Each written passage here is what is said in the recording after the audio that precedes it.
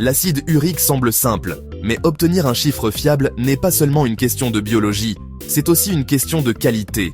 Aujourd'hui, je vais décortiquer l'acide urique à travers le prisme de la norme ISO 15589-2022, sous forme de liste de contrôle.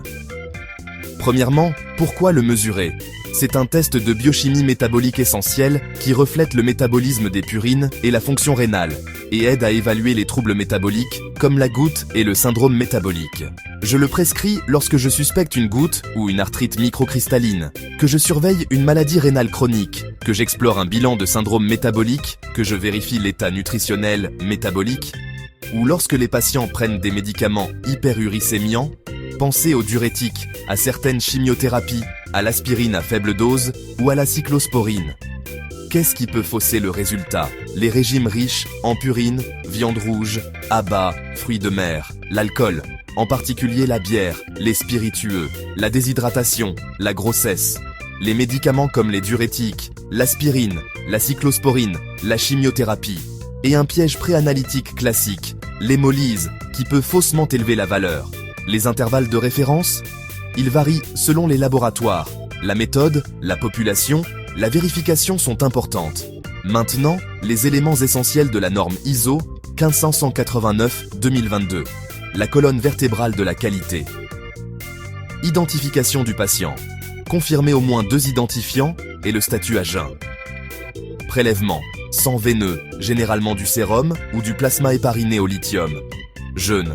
8 à 12 heures pour réduire la variation post-prandiale. L'eau est permise. Collecte. Minimiser le temps de garrot, éviter de serrer le poing, prévenir l'hémolyse.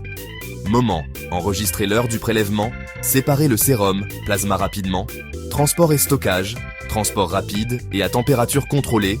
Conserver à 2 et 8 degrés C en cas de retard. Définir les limites de stabilité dans la SOP. Qualité analytique. Utiliser des étalons traçables, des méthodes validées, un contrôle qualité interne à chaque série et participer à des EQA tests de compétences. Incertitude de mesure. Estimer, réviser et rendre disponible sur demande. Intervalle de référence.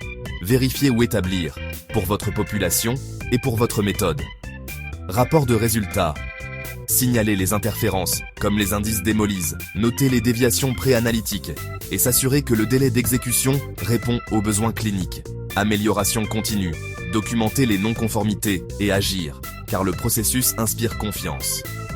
En résumé, votre valeur d'acide urique dépend de la biologie du patient et d'un contrôle préanalytique strict et de la qualité du laboratoire, selon la norme ISO 15589. Respectez la liste de contrôle, et le chiffre vous respectera. Suivez et partagez pour améliorer votre littératie de laboratoire. Un test à la fois.